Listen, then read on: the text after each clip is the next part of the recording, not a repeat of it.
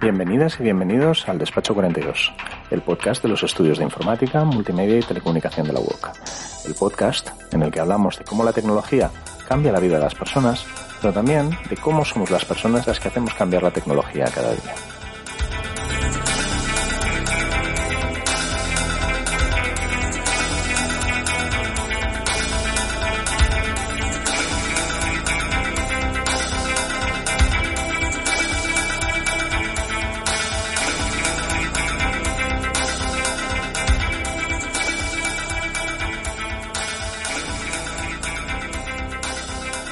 Mi nombre es César Córcoles y me acompañan, como siempre, Susana Tesconi. Buenas, Susana. Hola, ¿qué tal? Y Dani Riera. ¿Estamos por ahí? Hola, hemos vuelto. Hemos vuelto de vacaciones. ¿Hemos vuelto bien de vacaciones? Hemos vuelto bien, pero con ganas de más vacaciones, personalmente tengo que decir. Se me hizo un poco cortito. Yo me apunto.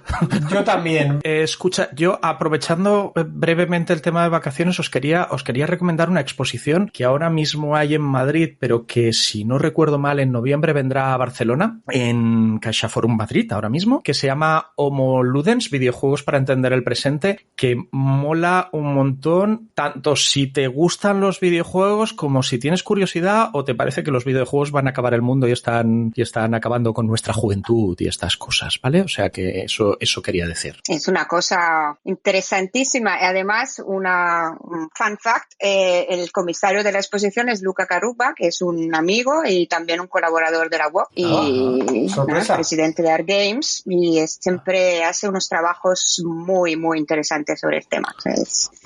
Pues como mínimo de mi parte, felicitaciones si se las puedes transmitir, porque yo me pasé un ratito súper interesante en Madrid viendo la expo y es más que probable que cuando vuelva por Barcelona me vuelva a escapar porque me llamó mucho la atención.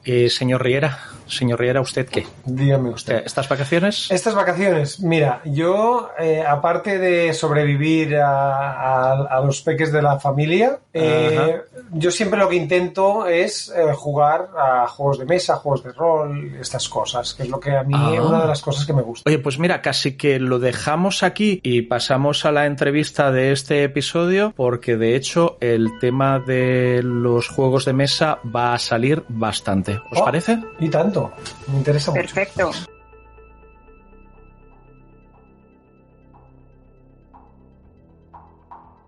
Antes de seguir con el episodio, una disculpa. Notaréis que a Dani en este episodio se le oye un poco menos que de costumbre. Eso no sabemos si es bueno o malo, pero también se le oye con bastante ruido. Le vamos a echar la culpa a la tecnología, que es lo que hacemos siempre, y un poco a lo patoso que es el editor, que soy yo. Os dejamos con el episodio. Como íbamos diciendo, hoy, como es el primer episodio de la temporada de Despacho 42, pues vamos a comenzar haciendo aclimatación y vamos a comenzar hablando sobre todo de juegos, que es una buena manera de iniciar el curso. Y tenemos aquí a Pablo Garáizar, Lorena Fernández Álvarez y Íñigo Maestro. Hola, ¿qué tal? ¿Cómo estamos? Hola, ¿qué tal? Hola.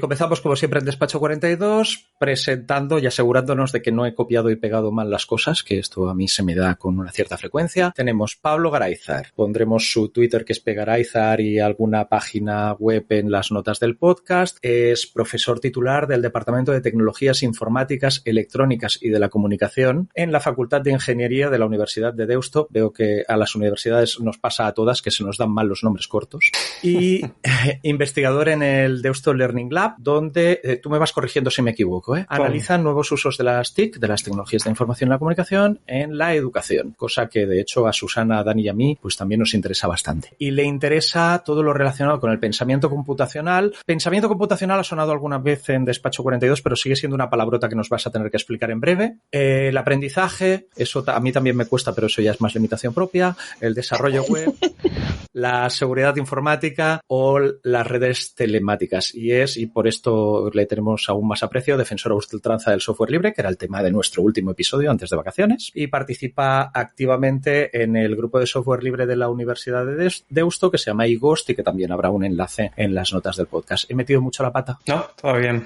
Sí. Vaya, esto es una sorpresa. Y luego explicaremos por qué le tenemos aquí, cuál es la relación con los juegos, pero vamos a dar unas pocas vueltas mientras tanto.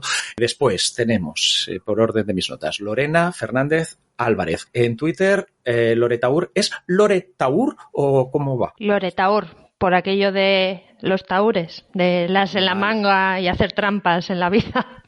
Todo bien. Es una presentación potente esta, ¿eh? También habrá enlace tanto al Twitter como a su blog en las notas del podcast. Actualmente es la directora de comunicación digital en Deusto, ¿sí? Correcto. Pero te defines a ti misma como ingeniera salsera en tu Twitter y yo luego me he ido a curiosear por tu LinkedIn y resulta que sí, que efectivamente ingeniera informática y máster en seguridad de la información. Y también eres, claro, uno se pone a rascar, yo soy chafardero, miembro del grupo experto de la Comisión Europea H2020 Expert Group to Update and Expand Gendered Innovations Innovation Through Gender, el grupo experto para actualizar y expandir la innovaciones de género, con género. Con perspectiva de género. De acuerdo. Que intenta analizar el impacto de no incorporar la perspectiva de género en la inteligencia artificial, que es algo que también ha salido... Bueno, no, hemos hablado de inteligencia artificial con perspectiva social, pero no en particular de género, pero que también nos interesa. Y también eres parte del grupo núcleo del proyecto, también a Horizonte 2020, Gearing Roles, que es, a ver si lo digo bien, Gender Equality Actions in Research Institutions to Transform Gender Roles, transformación de los roles de género en las instituciones de investigación, que es algo que también tristemente hace mucha falta, aunque pudiera no parecerlo, ¿verdad? Eso es. Y como ves también somos expertas en poner nombres muy fáciles de recordar. Pero es que si quieres financiación de Unión Europea, si el nombre no tiene 20 palabras, no te dan, ¿no? Correcto. O sea, me han dicho esto. De hecho, es una de las recomendaciones que hemos hecho en Gender Innovations. Es esa, exactamente. No se llama Horizonte 2020 por nada. Y muchas otras iniciativas que suelen tener una fuerte perspectiva de género, como el premio Ada Byron de la Universidad de Deusto, que no me ha dado tiempo a mirar nada más. O sea que si nos explicas qué es. Bueno, realmente el premio Ada Byron lo que buscamos es visibilizar a mujeres increíbles que están trabajando en ciencia y tecnología a día de hoy. O sea, que están vivas. Es importante también para traer esos referentes, pues eso, de la actualidad y que estamos visibilizando desde la universidad. Con tanto mujeres vivas como mujeres que lamentablemente ya no están vivas, es algo que también haces a través del calendario de Women in STEM y de tu cuenta de Twitter, que mola mucho la píldora esta que haces como mínimo una vez al día sobre personajes que yo cada vez que veo es aquello, vale, lamentable, a esta tampoco la conocía. Sí, eso es. Es una, como tú bien decías, lo de ingeniera salsera es que allá donde hay un charco, allá que me zambullo. Genial. Volvemos. Oye, una cosa, César, simplemente agradeceros que hayáis puesto el nombre al premio, el nombre de mi hija. O sea, siempre Ada me parece un nombre maravilloso y no sé. Sí, lo de Byron no sabemos por qué es, ¿no? No sé por qué, pero bueno, supongo que se copió de mi hija, que se llama Ada. Entonces dije, Totalmente. De hecho, esto ya como chascarrillo como muy breve. Yo una vez de pequeña fui a casa y les dije que había descubierto que había un escritor que se llamaba como mi colegio, Lope de Vega. Pero sí. ¡Jo, qué casualidad! Eso es. Momento en el que mis padres dijeron, bueno, pues igual deberías ir más. Y acabaste de ingeniera. Sí, es que qué casualidad. Ahí está. Bueno, estamos tardando mucho, pero también tenemos a Íñigo Maestro, que Íñigo, lo siento, he ido a chafardear y he encontrado menos información sobre ti. Sí que he encontrado tu LinkedIn y tu página en Behance, que estarán en los enlaces del podcast, como las de Pablo y Lorena. Y sabemos que eres director de arte, ilustrador y diseñador gráfico, que has trabajado en unas cuantas pelis de animación, cosa que mola bastante. Pero nos acabas de completar un poco tu perfil y disculpa mi falta de preparación, por favor. No pasa nada. Yo es que, digamos que he tocado muchas áreas dentro del sector audiovisual. Sobre todo las que has mencionado ya, que son la ilustración, el diseño gráfico, pero también he hecho bastante de postproducción de vídeo y así, y como has dicho, he trabajado en algunas pelis y en una serie de televisión. Todos los proyectos así de ese estilo, el más famoso es Yoko, que han dado por ahí por las plataformas de streaming. Ahora mismo no sé si está en Amazon Prime o en alguna de estas, pero vamos, que han dado por todas, desde Netflix hasta Filmin, ha pasado por varias de ellas. Y bueno, en lo que más me he centrado ahora, sobre todo es eso, en ilustración y diseño gráfico. Que es de hecho lo que te trae. Eso es. De lo que hablaremos dentro de unos minutillos. Genial. Yo quería comenzar, yo a Lorena comencé a seguirla en Twitter hace unos meses y me lo paso en grande lo que decía antes con su cuenta, porque aparte aprendes muchas cosas que dices, igual deberías saberlo desde hace 10 años, pero confieso que no lo sabía. ¿Cómo se te ocurre la idea del calendario Women in STEM? ¿Ha sido muy complicado? ¿Sigue creciendo? ¿Siguen añadiéndole? Pues todo empieza a partir de otro proyecto que tenemos en la Universidad de Deusto, ¿vale? Que se llama Inspira STEAM, que de hecho está liderado por el Deusto Learning Lab, el área en el que trabaja Pablo, que lo que busca es llevar a mujeres que trabajan en ciencia y tecnología a los centros escolares, ¿no? Lo que decíamos antes de la importancia de crear referentes, pero sobre todo referentes cercanos y reales, de carne y hueso, y que además pueden vivir en tu barrio y que oye, trabajan en su día a día en la ciencia y la tecnología, y rompemos con esa idea de que tienes que ser excepcional para trabajar en ciencia y tecnología, ¿no? Entonces, una de las dinámicas que trabajamos, porque son durante 6 sesiones con niños y niñas de sexto de primaria, una de ellas es visibilizar a mujeres científicas, y se me ocurrió que una manera divertida para que esos niños y niñas engancharan con algunas es que, pues tener un calendario en el que pudieran consultar, por ejemplo, que el día de su cumpleaños qué había pasado, si había nacido una gran mujer o había hecho algún descubrimiento, etcétera. Y pues nada, empecé poquito a poco pensando que no iba a ser capaz de completar el calendario, y a día de hoy pues hay más de 700 efemérides, y todos los días del año tienen una fecha relevante o una mujer relevante para reseñar, con además historias yo creo que chulas que les enganchan enseguida. Lo certifico, como mínimo debe ser las últimas 80 o 90 que son las que he visto. Prometo que lo son, y que vale mucho la pena conocer a todas estas mujeres, muchas de las cuales se habían borrado de la historia y se han pasado muchos años ocultas. Bueno, pues eso, animaros a todos a que consultéis las iniciativas, enlaces como siempre en las notas del podcast. Pero entonces, esto con todo el cariño posible, que no sé si es mucho o poco, ya me lo decís.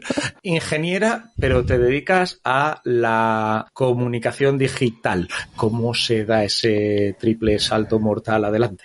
Bueno, pues yo siempre cuento que cuando empecé la ingeniería, yo quería hacer ingeniería porque quería tratar solo con máquinas, porque a iguales entradas, iguales salidas. O sea, me gustaba, era como muy fan del determinismo, pero en mitad de la carrera más o menos me di cuenta que en mitad de toda máquina hay una persona que la hace totalmente indeterminista. Entonces dije, bueno, bien, pues igual tengo que empezar a fluir un poquito más, y de hecho me empezó como a gustar aquello de la parte humanista de la tecnología. Y según terminé la carrera empecé como administradora de sistemas, que es lo más alejado a las personas, diría, pero aún así, por interés propio, luego fuera del trabajo, pues se cruzó entre medias conmigo la web social, y empecé a unir unas cosas con otras, o sea, la tecnología, las personas y demás, y conseguí acabar trabajando en comunicación digital, que aúna como las dos partes, yo creo. Pero en este caso, que a mí esto es algo que me da mucho pánico cada vez que veo un trayecto similar al tuyo. En este caso no es que la tecnología te haya expulsado como lo ha hecho con múltiples mujeres. No,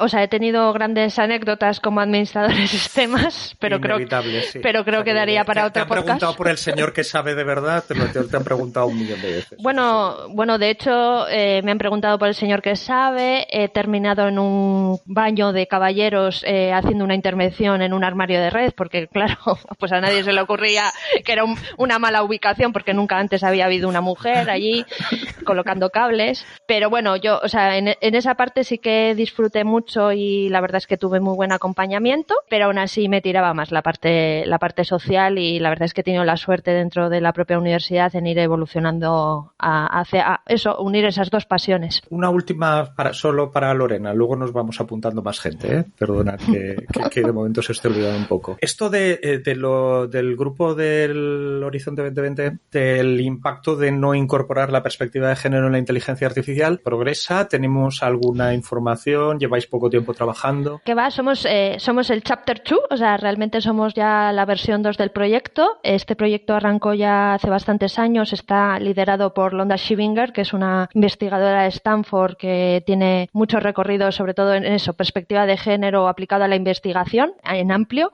porque de hecho dentro del grupo estamos trabajando desde diferentes ámbitos. O sea, se analiza el impacto en incorporar la perspectiva de género en la medicina, en el urbanismo, en mi caso en el área de ICT, y en esta segunda edición lo hemos enfocado muchísimo a inteligencia artificial. Y de hecho nace en su día porque ella se vino a dar unas charlas a España, le hicieron una serie de entrevistas y cuando se volvió a Estados Unidos, al hacer la traducción de las entrevistas en el traductor de Google, descubrió que en aquellas partes donde no aparecía el sujeto era siempre él. Y dijo, ostras, aquí pasa algo. Tenía una alta conexión con la Comisión Europea, empezó a liderar este grupo y empezaron a publicar case studies en los que se visibilizaba, ya os digo, desde un montón de ámbitos el impacto que tiene esto.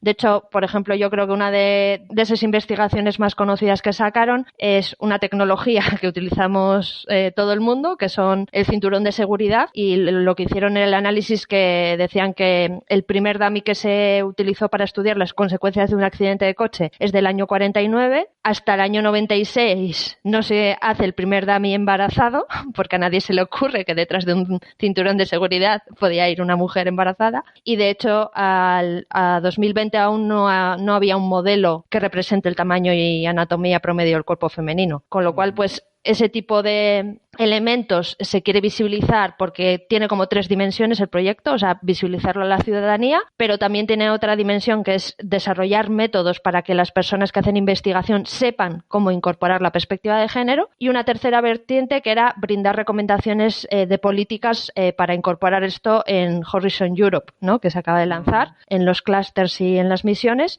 Y una de las pequeñas victorias que hemos conseguido, que era una de las recomendaciones que hicimos, es que en Horizonte 2020 incorporar el análisis de sexo y género solo había algunos topics en los que era obligatorio y luego pues bueno, se consideraba como relevante pero no era obligatorio, y ahora es al revés. En todos es obligatorio y tú tienes que justificar por qué no es relevante incorporar esa perspectiva de género. No es una victoria pequeña, que falta mucho por luchar, pero no es pequeña. Falta porque luego tendríamos ya otro podcast de nuevo para analizar las personas que evalúan los proyectos tienen conocimiento sobre perspectiva de género y por tanto cuando ponen el gender flag lo están haciendo correctamente.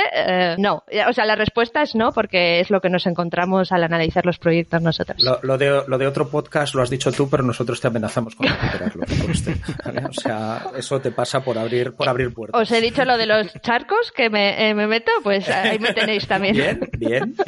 Sí. Buena demostración. Seguimos porque este tema nos daría, pues eso, para episodio completo y a ver si lo hacemos en algún momento. Cuando estábamos leyendo biografías, yo ya he dicho, esto de pensamiento computacional yo creo que a nuestro público ya comienza a sonarle, pero es probable que para la mitad de las personas que nos están escuchando siga siendo una palabrota. Y aquí en Despacho 42 no nos gustan las palabrotas, como mínimo estas. Otras, pues igual ya es diferente. Pablo, ¿qué es eso del pensamiento computacional? Pregunta fácil, seguro. Bueno, es un conjunto de competencias que tienen que ver con saber presentar la solución a un problema de la forma en la que una computadora sea capaz de llevarla a cabo. Uh-huh. Es decir, si yo soy capaz de explicarle a una computadora cómo resolver mis problemas, tengo pensamiento computacional y puedo aprovecharlo. Claro, y ahí hay una inmensa cantidad de conocimientos y competencias que son las que hacen falta y que muchísima gente lamentablemente no tiene. Y son necesarias, entiendo, para todas las personas, o sea, no solo para las personas que estudian informática, telecos, etcétera, ¿no? Sí, bueno, aquí es un poco como son necesarias hasta qué nivel. Porque mucha gente dice, no, es que hay que quitar matemáticas y meter programación. No es eso. Pero sí que es verdad que vivimos cada vez más mediados por la tecnología. Es una sociedad en la que la tecnología permea todo y pues la mayoría de niños y niñas convive con un montón de cosas que no saben cómo funcionan. Entonces, ese pensamiento computacional, si empieza a trabajarse desde edades tempranas, pues va a hacer que la visión del mundo mediado por la tecnología sea diferente, ¿no? Y no solamente programar, sino también pues tener cierta capacidad de abstracción, de detección de patrones, de generalización. Hay un montón de competencias que también están sobrepuestas con otro tipo de conocimientos, de resolución de problemas, de otros saberes que también pueden venir bien gracias a este tipo de pensamiento computacional, que no es un poco sí que es una palabrota que suena mucho últimamente y tal, pero que no es la octava maravilla del mundo ni nada por el estilo, sino que es, bueno, joder, estamos rodeadas de tecnología. Vamos a, por lo menos, entenderla. Cuáles son sus capacidades, cuáles son sus límites, cuáles son las implicaciones del uso de la tecnología y sobre todo, si vamos a ser capaces de explicar cuáles son nuestros problemas de tal forma que nos pueda ayudar a resolverlo. ¿Y esto cómo se enseña? ¿Y dónde se enseña? ¿Se enseña en el cole? ¿Se enseña a chavales de 8 años? ¿Se enseña en la universidad? ¿Cómo lo hacemos? Pues se enseña como la expresión oral o la expresión escrita a muchísimos niveles en muchísimos sitios. A ti te pueden explicar que la M con la A es ma, y eso es un nivel como súper básico, pero luego te pueden enseñar a hacer frases, a explicar qué es lo que has hecho tu último verano, y luego ya te pueden hablar pues de textos más literarios, con una intención, etcétera. Entonces, en el pensamiento computacional pasa un poco parecido. O sea, hay gente trabajando el pensamiento computacional en infantil, haciendo pequeñas secuencias con pues una mariquita o una abejita que va yendo desde un sitio hasta otro y tiene que llevar pues el polen o comer unas hojas o cualquier cosa de estas, a, bueno, pues dibujar mediante patrones en el hielo o utilizar la capacidad de detectar patrones para hacer ciertas cosas. No todo tiene por qué ser algoritmia. A veces es, por ejemplo, compresión de la información. ¿Sabrías esta letra de una canción, encontrar un poco cuáles son las cosas que se repiten y simplificarla? Porque eso es un poco lo que hace, por ejemplo, un zip cuando tú lo comprimes, ¿no? Y por eso, pues, las cosas que son más aleatorias son más difíciles de comprimir, las cosas que tienen un patrón se comprimen más. O sea que al final hay muchísimas derivadas por ahí y en función del estadio de desarrollo de la persona que esté enfrentándose a esta competencia o a este conjunto de competencias, pues se podrán trabajar unas u otras, ¿no? En la universidad, por supuesto, pues ya se asume que no hay límite, pero sí que hay una progresión. No se puede empezar a saco así porque sí, pero igual en edades más tempranas, pues sí que es verdad que hay capacidades como de abstracción o de generalización que requieren cierto desarrollo. Y la cosa funciona, va bien y sobre todo me sale la voluntad de profe. Si te pedimos deberes y te pedimos que nos pases alguna lecturilla que podamos poner en los enlaces del podcast para todo el mundo que no conozca el tema, te podemos atracar también así. Claro. Espero que no te dé demasiado trabajo. Y entonces... Esto del pensamiento computacional se está transformando, ya es un hype educativo, ¿no? Es otra tendencia, una cosa un must de que todo el mundo se tiene que... Y estoy bastante de acuerdo, pero ¿cuál crees que son los riesgos de estas actitudes? De que ahora pensamiento computacional para todos y todas, ¿no? Ya un poco lo has dicho, dice, no se trata de eliminar matemáticas y ponernos todos a programar también, porque hay un entramado ahí que la matemática es necesaria para el pensamiento computacional y viceversa, ¿no? ¿Qué crees, sobre todo en edad de primaria y de primeros años de la ESO, qué crees que se está haciendo mal en estas implementaciones un poco acríticas a veces? Claro, me parece una pregunta súper pertinente porque casi siempre que se habla de pensamiento computacional es para alabarlo y para decir que hace falta más y no hace falta más, porque es que en el currículum, por lo menos oficial, no cabe nada más. O sea, hay mucha gente que dice, no, hay que meter teatro, hay que meter ajedrez, hay que meter expresión artística, hay que meter... Y dices, eso es. Hay que sacar algo para poder meter, ¿no? Entonces, ¿qué sacamos para poder meter el pensamiento computacional? Pues prácticamente nada, porque es que no es una competencia fundamental. O sea, es una competencia que viene bien en un mundo mediado por la tecnología, pero que muchas veces ponemos el acento en este desarrollo de competencias centradas en la tecnología pensándolo de manera muy concreta hacia un tipo de tecnologías que son las actuales, pero que igual no van a ser así dentro de 20 años o dentro de 40. Me suena, por ejemplo, el pensamiento computacional que se hacía hace 30 años con ordenadores de 8 bits, las cintas, la programación en BASIC, el logo con la tortuguita y todo eso. ¿Eso era pensamiento computacional? Por supuesto que sí. ¿Tiene alguna utilidad práctica 30 años después? Ninguna. Entonces, hay que tener un poco de cuidado con concentrarse en decir, no, es que lo que ahora van a necesitar es esto. Y dices, no, lo que necesitan es darse cuenta de que la tecnología que parece mágica no lo es, sino que tiene unos fundamentos que son relativamente sencillos por debajo, que luego, bueno, por una serie de comportamientos emergentes al final puede parecer que es muy inteligente y que demás, pero que por debajo pues los cables y las tuercas pues tienen poco recorrido y que luego eso, que muchas veces ponemos el énfasis en lo nuevo, en el hype que comentaba Susana, ¿no? Y no nos damos cuenta de que una buena formación es eso, es una buena expresión oral, una buena expresión escrita, unos buenos fundamentos matemáticos, una buena capacidad expresiva. Hay un montón de cosas que nos van a llevar mucho más lejos que cuestiones mucho más prácticas o más utilitaristas de lo que estamos haciendo, ¿no? Entonces, mi visión del pensamiento computacional es una visión que pretende ser más generalista, que no centrarse en alguna tecnología. Por eso, además, incluso cuando la comento digo, no es programar, o sea, son más cosas. Porque incluso no programando y no teniendo interés en programar nunca nada, sí que se pueden hacer pues ciertos avances en esto, ¿no? ¿Y dónde podría entrar en el currículum? Bueno, pues podría entrar como la última capa después de haber trabajado pues algunos fundamentos matemáticos, algunos fundamentos de lenguaje, algunos fundamentos. Por encima de eso podría haber algo. En conjunción, en un proyecto en el que pues pueda haber una parte plástica, una parte matemática, una parte aplicada a contenidos o lo que sea, pues perfecto, pero no quitemos alguna asignatura para meter esto porque no tiene la entidad suficiente. O sea, para mí, que me dedico a ello, creo que no es incapaz de superar en nada a ninguno de los saberes tradicionales, ¿vale? Porque mucha gente dice, no, es que las competencias del siglo XX y las competencias del siglo XXI, ¿no? Y dices como, ¿de qué me estás hablando?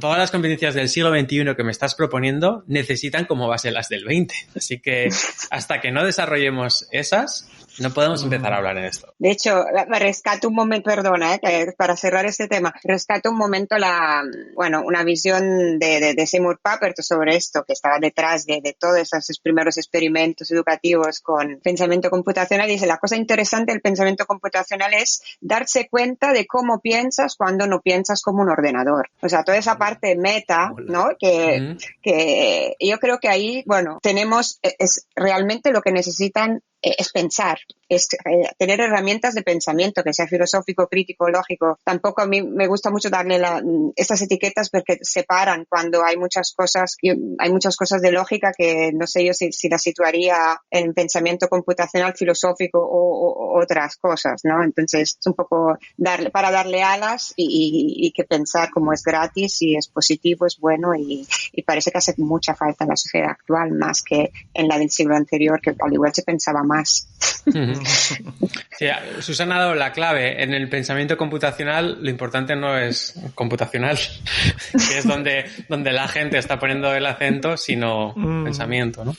No pidáis a la gente que piense, que a ver si nos van a prohibir el programa, ¿eh? Nos lo van a invitar o algo. Sí, no, o sea, lo primero sería que yo me iría, ¿eh? A mí si alguien me pide pensar, yo me levanto y aquí os quedáis y lo hacéis como os venga bien. A mí estas cosas no. Esto, cambio de tema, que a lo mejor no cambio tanto de tema. Yo, de hecho, me enteré de la existencia de Pablo y luego la de Lorena y Íñigo por culpa de Susana, que es algo que suele pasar, suele tener la culpa de muchas cosas, porque me dijo, mira que ha salido esto, un proyecto en Kickstarter que es un juego de mesa que se llama Moon, porque resulta ser que este señor que habla de pensamiento computacional resulta ser que se dedica a diseñar juegos de mesa. Y me ha hecho un juego de mesa que se llama Moon, un juego de mesa que se llama Arqueras de Nantes. Yo tengo la versión en inglés. ¿Es Arqueras? Sí, ¿verdad? Uh-huh. Porque yo el que tengo, la cajita pone Archers. Uh-huh. Entonces no he visto. Que son juegos de pensamiento computacional que tienen que ver con el pensamiento computacional, porque no son juegos de aprender a programar. Uh-huh. No lo son. ¿Nos cuentas un poco qué son Moon y qué es Moon y qué es Archers of Nantes? Sí, son dos juegos que teníamos que hacer dentro de un proyecto europeo europeo también en la universidad. Realmente el primero de ellos, Moon, lo tenía ya más o menos diseñado y fui a donde mi jefa, Mariluz Buenaga, a decirle, oye, alrededor de esto podría existir la posibilidad de hacer un proyecto tal, y me dijo, sí, claramente, sí, es lo mismo que hacemos con las aplicaciones web para que poder hacer talleres en centros educativos y demás, pero llevándolo analógico, así que si les gusta ese tema, pues lo van a comprar seguro. Además, jefas que dicen que sí. Dani, toma. Eso es. Ya estamos aprovechando aquí. Sí. Bueno, Mariluz es que tiene bastante afinidad con las pedradas que le cuento y al final además suelen salir medio bien, así que tenemos una historia ahí de sí, es muy bonita, está guay.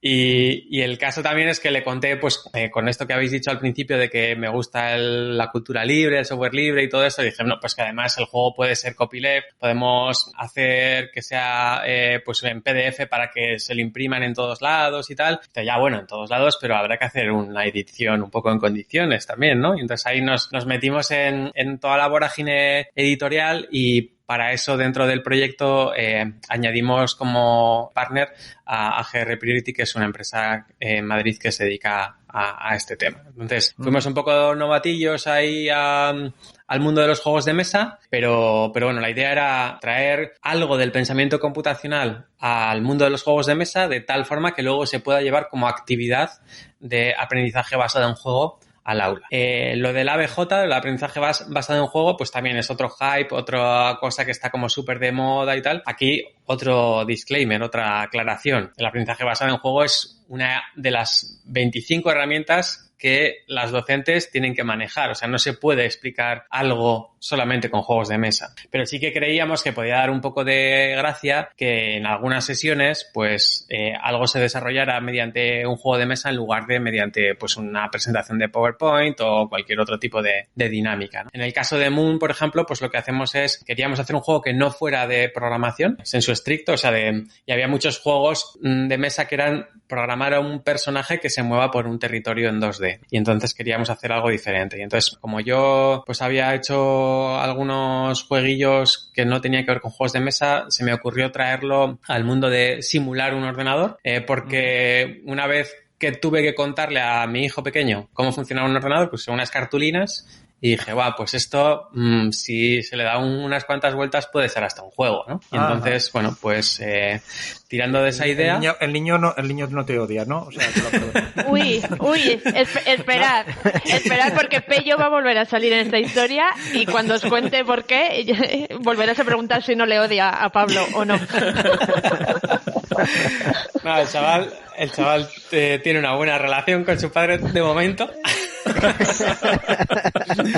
Aunque ha habido motivos para que no sea así, pero sí, es como digo mi beta tester profesional porque cubro con todos sus gastos, así que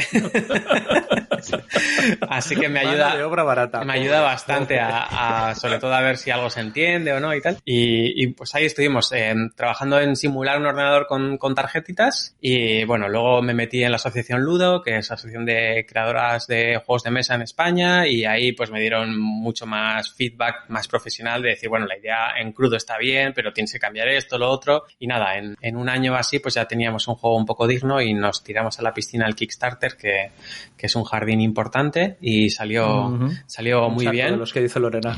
Sí, eso es. Un charcazo, sí. Y salió mucho mejor de lo que esperábamos y bueno, pues a partir de ahí ya con bastante más confianza para hacer el segundo juego, que es Arqueras de Nant. Que es Arqueras de Nant, que este es el que, o sea, está en la caja, pero confieso que no lo he sacado. Y este tiene que ver, pues también, o sea, de nuevo, no programar, sino hacer aprendizajes similares que están por aquí. La idea es que Moon es complicadete. Moon... Si esto lo tiene, no es un juego trivial, ¿no? Sí. No, pero queríamos hacer un juego que no fuera para primaria, sino que pues, orientarlo más a secundaria, porque creíamos que no estaba muy cubierto ese sector. Es decir, había mucho juego inicial de secuencias, como decía antes, de una abejita que va no sé dónde, y luego ya, pues un libro de programación. Y dices, bueno, ¿y ahí qué ha pasado en medio?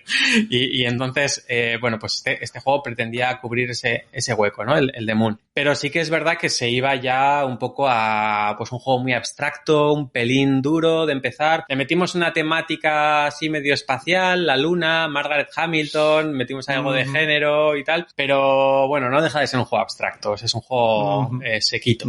¿Arqueras es más sencillo? Sí, Arqueras es una versión bastante simplificada de Moon, con ciertos toques un poco diferentes, pero que sigue un poco en la misma línea, no programar, sino detectar patrones, utilizar operaciones lógicas en tu propio provecho, etcétera, ¿no? Entonces, bueno, seguimos un poco con el toque de género, son arqueras, no son arqueros, quienes salvan la papeleta.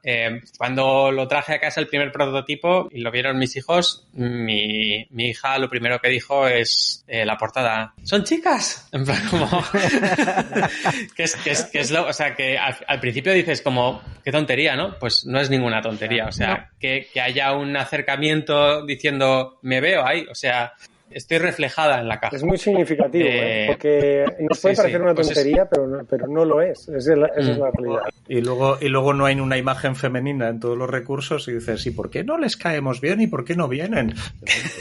Pues igual hay una parte que es culpa nuestra y todo. Otra cosa que es bastante significativa es que muchos chicos no han visto a las chicas, han visto elfos.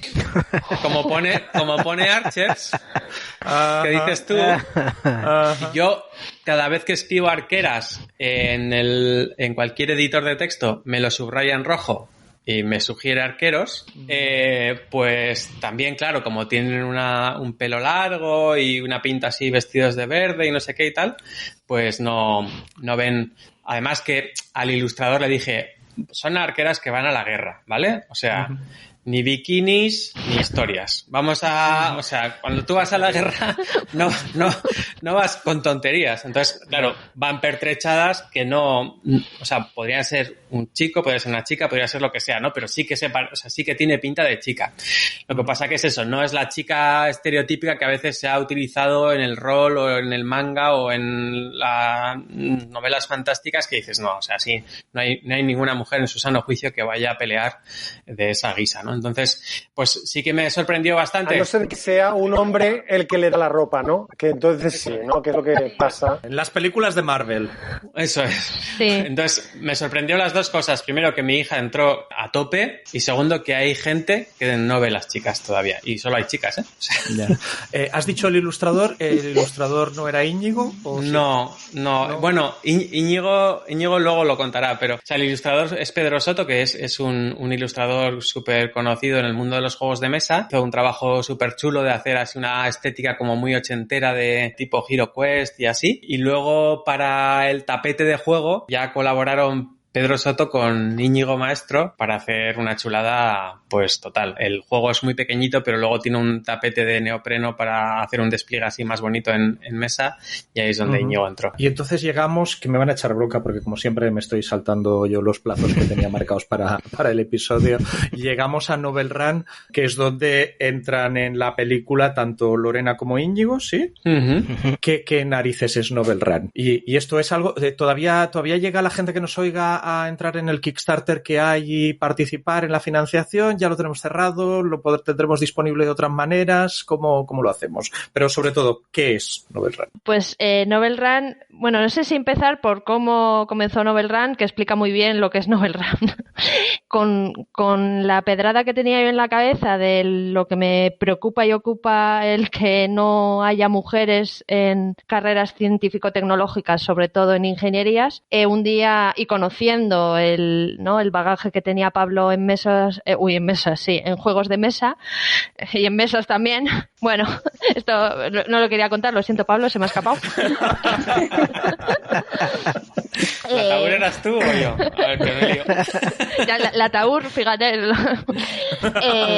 No, pues un día me fui al despacho de Pablo, además es que lo digo, o sea, me encerré literalmente, le dije, aquí no sales hasta que no hagamos un juego para visibilizar esto, pero sobre todo no quiero que sea un juego de en plan un puzzle o un encuentra o una oca o una cosa así, sino que nada, te dejo una empresa bastante fácil, que es que encuentres una mecánica en la que que podamos, por un lado, visualizar a mujeres científicas que han hecho grandes aportes y que luego pues han tenido el superpoder de la invisibilidad por el camino, y luego también el cómo transmitir qué cosas pasan también en la carrera científica y que normalmente afectan más a las mujeres. Por eso hablaremos de que en Novel Run no solo hay grandes cartas de grandes científicas que nos pueden ayudar o no, sino que también de situaciones en la carrera científica. Y entonces, con todo esto, pues Pablo hizo su magia y hizo una gran mecánica, pues eso, para que juguemos a conseguir el premio Nobel, que esto también tiene mucha reflexión, lo de conseguir un premio Nobel súper competitivo, etcétera, pero sobre todo queríamos hacer el juego del premio Nobel por las injusticias que se han producido en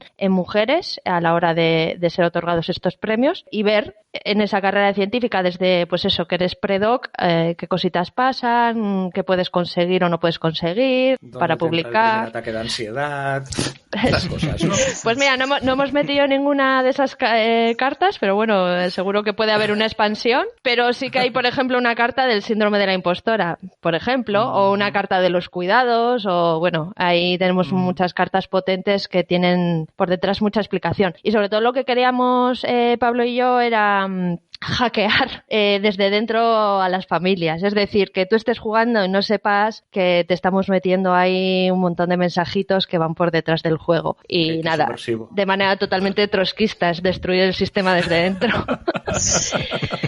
Y en la ecuación entró Íñigo y bueno, pues a Pablo y a mí se nos han acabado los emoticonos, los corazones, todo para decir lo bonito que es Novel Run, que es lo primero que entra por los ojos. Podéis entrar, aunque el Kickstarter ya esté cerrado, la página de Kickstarter sí está abierta y podéis ver las ilustraciones que son una pasada. El arte es una maravilla. Íñigo, ahora que no nos oye nadie, y trabajar con un par de fricazos así, ¿esto cómo se lleva?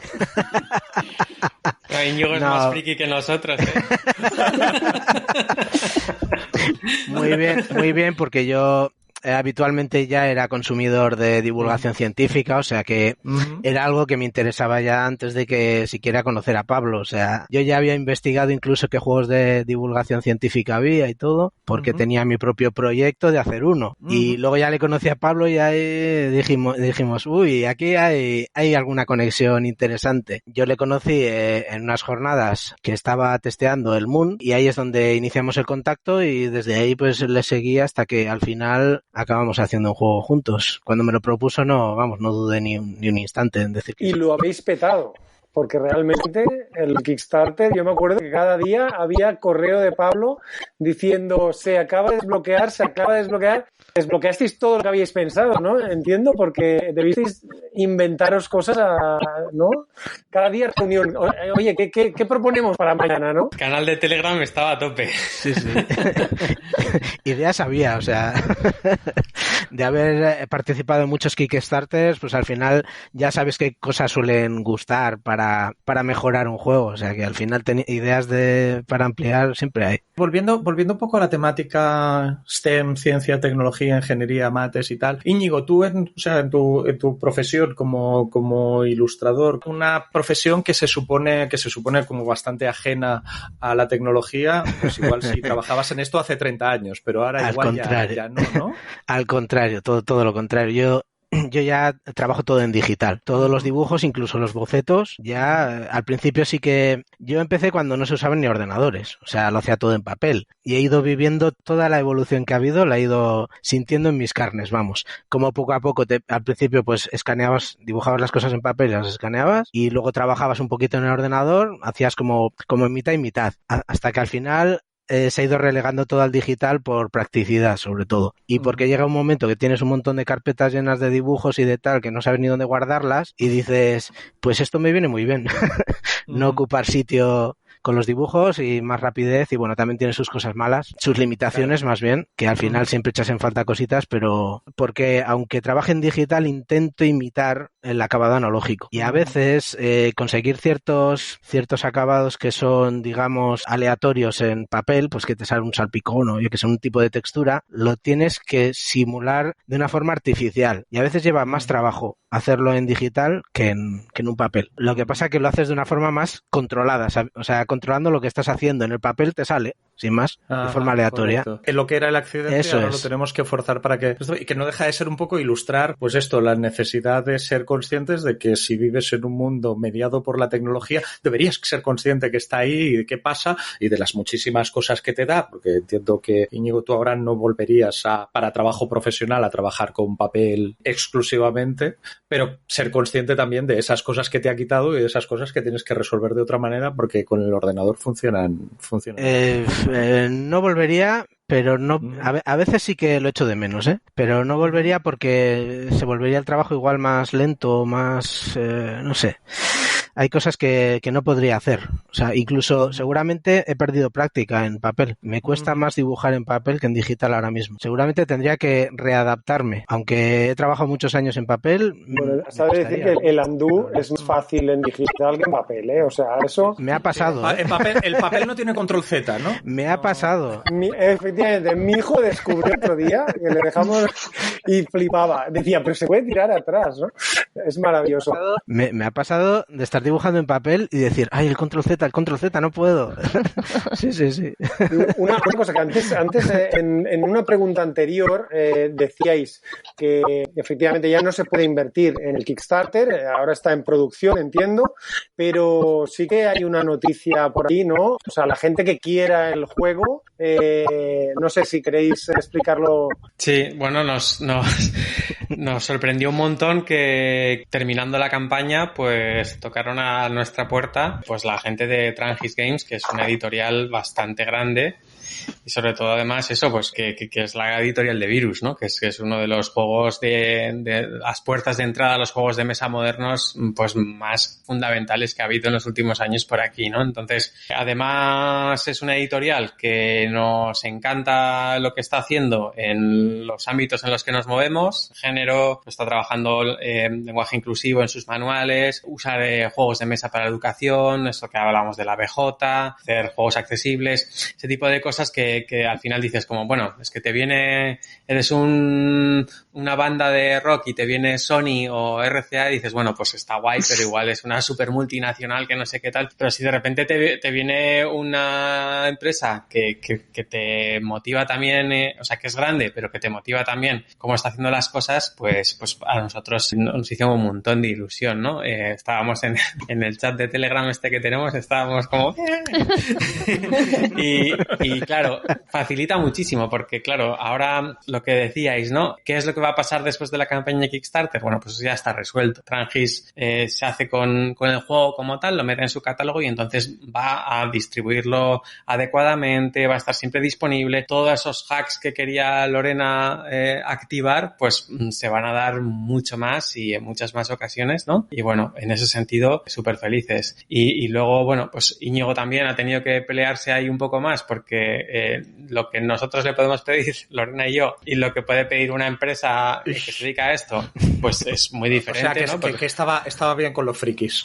Lo que pasa es que, claro, en esta empresa pero mucha gente normal tampoco debe haber. Lo contará él, pero yo creo que también es, o sea, Íñigo lleva en los juegos de mesa un mogollón de tiempo, pero en desarrollo de juegos de mesa creo que menos. Entonces, que ya en tu primer juego estés en el backstage de una empresa mediana grande, pues también puede ser un buen aliciente, ¿no? Sí, como lo vive él. Enhorabuena también por este triunfo, porque, bueno, a ver si ahora que el virus ha muerto, el nuevo virus, a ver si es Novel Run y la gente empieza a comprar y jugar en familia, ¿no? Yo creo que este sería el gran éxito, ¿no? Por eso, o sea, lo tendremos en tiendas. Eso que es un hitazo, es un éxito muy importante. Oye, yo voy a comenzar a hacer de malo de la película como suelo hacer habitualmente. Nos estamos comenzando a pasar de tiempo y luego a mí me pegan. Creo que hemos tocado casi el 25% de los temas que teníamos apuntados para hablar. Viene a ser el porcentaje habitual, ¿eh? O sea, no es ninguna sorpresa. Como vamos cerrando, nos hemos saltado cosas que os parezca interesante recuperar y destacar de cara al público de Despacho 42 o cualquier público. A mí me gustaría que Íñigo contara un poco por qué ha hecho el juego así, que básicamente es la mitad del éxito más. porque el juego entra por los ojos, que es una pasada. Y bueno, o sea, Lorena fue como el inicio. Yo he estado ahí en la maquinaria y luego la forma final es la que le da Íñigo, ¿no? Entonces, como raíz, tallo, hojas, no sé cómo llamar esto, pero que ahí hay un entente bastante chulo y ha habido muchas decisiones de diseño que las ha tomado Íñigo, de diseño de imagen, y que son alucinantes, ¿no? Y que, bueno, que Lorena y yo lo único que hacíamos era decirle a todo que sí, que estaba guay. Antes de dejar hablar a Íñigo, en serio, los que nos estéis escuchando, en los enlaces del podcast tenéis la página de Kickstarter con el proyecto de Novel Run, la tenéis que visitar porque gráficamente yo creo que es el juego más bonito que he visto nunca. Y no los he visto todos, pero unos cuantos he visto y me parece muy, muy espectacular. Y ahora paro con la interrupción. Pues yo, a ver, quería darle al juego un acabado que llamase la atención lo máximo posible, porque al final yo también muchas veces me compro los juegos por lo bonitos que son. Así que sé, aunque al final luego cuando te compras el juego es importante que las mecánicas funcionen, porque si no lo vas a dejar ahí abandonado en la estantería y va a estar de adorno, sé que la primera aproximación siempre la gente la tiene por los ojos, vamos. Y quería intentar hacer un juego que yo mismo me comprase y darlo todo a nivel visual, todo lo que se pudiera. Me has costado dinero. Y más que te va a costar. Queremos tu dinero, César.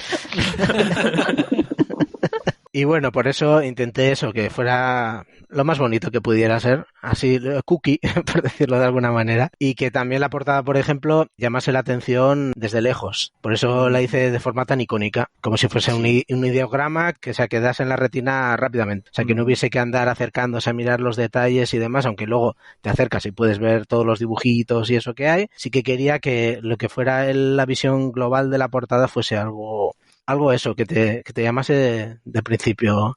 Y a Pablo, por ejemplo, le chocó que la primera vez que vio la portada, le chocó que, claro, había estado haciendo los dibujos de las científicas como con mucho detalle y tal, y cuando la vio dijo, ahí va, o sea, es una cosa un poco diferente a los dibujos de dentro. Y claro, yo esa idea la tenía ya desde el principio, desde antes de empezar el primer boceto, ya tenía en la cabeza lo que quería para la portada. No quería que fuera una recopilación de lo que había dentro, lo típico de que coges varios dibujos de científicas y las pones ahí en grupillo. No, yo quería que fuese otra cosa un poco distinta, pero que a la vez de alguna forma explicase bien lo que va dentro. Por eso rescaté todos los dibujos de los fondos que van dentro de las científicas y los metí dentro de esa silueta, un poco para representar a todas las mujeres que van dentro. Y bueno, yo por lo menos de lo más contento que estoy es con la portada. Y eso que igual no fue de lo que más tiempo me llevó. Su relación, pero no toda su relación. Eso bueno, es. O sea, ahora no sé si decir a la gente que nos escucha que no lo visiten, porque esto va a pasar, que si visitan la página del Kickstarter van a estar haciendo cola en las tiendas de juegos más cercana y igual tarda un rato, que esto me llega a la siguiente pregunta y ya casi última. ¿Cuándo me llega? Lo sabemos. Por cierto, esto lo estamos grabando a 20 de septiembre. Enviaron un correo hace 2 días, ¿no? Me parece, o sea, no creo que haya habido muchos cambios, me cago en la leche. Pero yo no sé leer, yo hice matemáticas, no sé leer. Estamos pidiendo a la gente que piense, que sepa leer, bueno, que va a ser lo próximo. Además, o sea, estás diciendo que la gente no se gaste dinero, pues para después de Navidad es mejor que para antes, ¿no? Porque si no, igual... Mira, sí, igual interesante. Pero eso, ahora para la gente que nos escucha, tenemos una idea de sobre todo eso, no solo cuando estará acabada la primera serie del Kickstarter, sino cuando puede llegar a tiendas. Entiendo que esto no es un proyecto trivial y que tardará su tiempo. Más que por la complejidad del proyecto, que la tiene, pero que tampoco es ciencia aeroespacial, es porque está habiendo un tema logístico importante a nivel mundial, con las materias primas de China, coste de los contenedores se ha disparado, lo que costaba 3 euros ahora cuesta, o sea, 3.000 euros ahora cuesta 15.000. Enviar un contenedor de un sitio a otro. Entonces, está habiendo una locura logística mundial alucinante, ¿no? Entonces, en ese contexto, lo que antes costaba 2 meses fabricar, pues ahora nos están dando plazos de 7 meses, 6 meses, 5 meses, algo así. Y hablando con Trangis, Trangis es una empresa que fabrica muchos juegos, o sea que no somos Lorena, Pablo e Íñigo que vamos a la puerta de una imprenta, oye, ¿nos haces este jueguito? No. O sea, venimos con unos pedidos ya en condiciones, pues me decían, mira, es que nosotros vamos con todo lo que tenemos que fabricar para hacer un pedido único y que tenga cierta entidad y que nos hagan caso, y nos han dicho, mira, me da igual las copias que quieres hacer de los juegos que quieres hacer, que la cola es enorme, ¿no? Entonces, es una cuestión de que pues Íñigo envió los ficheros de arte final hace un par de meses y estamos en la dulce espera, o no tan dulce, y los plazos que nos están dando no son los que teníamos en mente al empezar el proyecto, y van a ser casi con total seguridad para principios de 2020, o sea, bueno, el año que viene. Y el tema es que vamos a fabricar en Europa, está todo el mundo intentando fabricar en local para evitar todo este jaleo de contenedores de aquí para allá, y entonces estamos todos en cola, como quien dice. Y ahí lo que nos han dicho desde la fábrica es que pues tienen tanta demanda que se plantean ampliar la fábrica, y si comprasen nueva maquinaria y tal, pues igual habría alguna buena noticia por ahí de que, oye, pues la cola va mucho más rápido de lo que se estimaba. Pero en principio, si nada cambia, principios del año que viene estará tanto en las casas de las mecenas como en tienda. Genial. Nos comprometemos a acordarnos, que siendo yo tiene su mérito, no creáis, y comentarlo cuando nos lleguen nuestras cajas en despacho 42 y cuando esté disponible en tiendas. Y ahora sí, vamos cerrando. Antes de agradecer, nosotros primero atracamos y después agradecemos.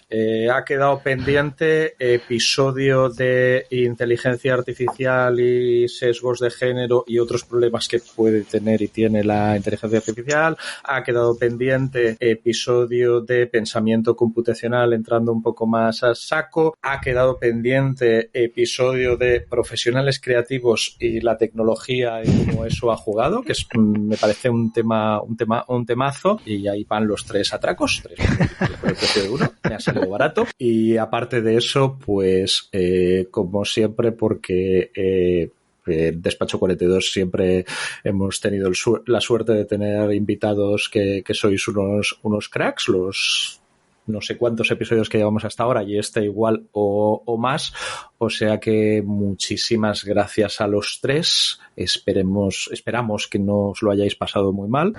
Muchísimas gracias. Nada, no nos habéis hecho sufrir mucho, César. Yo pensaba que nos ibas a sacar alguna pregunta así indiscreta, pero no, todo bien. De hecho, perdona, un inciso, que no hemos hablado de la segunda parte de por qué Pello debe odiar a su padre. Cierto, perdona, cierto. Pablo, por favor, cerremos con esto. Sí, no el Run es un juego de 2 a 4 personas, y estuvimos pensando en hacer un modo solitario, porque también hay gente que pues se aficiona mucho a probarlo en solitario, y entonces, bueno, como me ayudó mucho mi hijo Pello a desarrollarlo, pues el científico loco contra el que tienes que pelear en el modo solitario se llama Pello. O sea, recordad, si queréis hacer homenajes, contactad con Pablo Garáizar. Y se lo conté, y al principio le dijo, pero ¿cómo? ¿Que me has puesto que soy el malo? Y le dije, bueno, también es una forma bastante bonita de que estés en todas las partidas. Y dijo, sí, tiene. Hacer de malo mola. Sobre todo, además, porque es bastante capullo. El modo solitario se las trae. Así que muchas veces gana Pello. Genial, pues eso, yo me aseguraré de jugar contra Pello, y ya te contaré si consigo ganarle. Bueno, muchas gracias Lorena, muchas gracias Pablo, muchas gracias Íñigo. Por poco, si veis un correo mío, de Susana o de Dani, ya sabéis lo que hay dentro cuando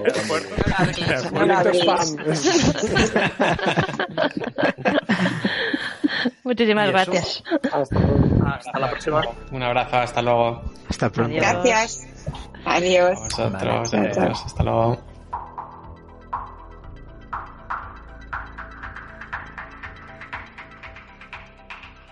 Muchas gracias por haber escuchado otro episodio más de Despacho 42. Si quieres comentarnos algo, nos encontrarás en nuestro blog, en informática.blogs.uoc.edu. También puedes ponerte en contacto con nosotros con el hashtag Despacho42 en Twitter. Y si quieres ayudarnos, suscríbete a Despacho 42 en tu aplicación de podcast favorita. Ponnos nota, déjanos un comentario y, sobre todo, recomiéndanos a un amigo. Hasta la próxima.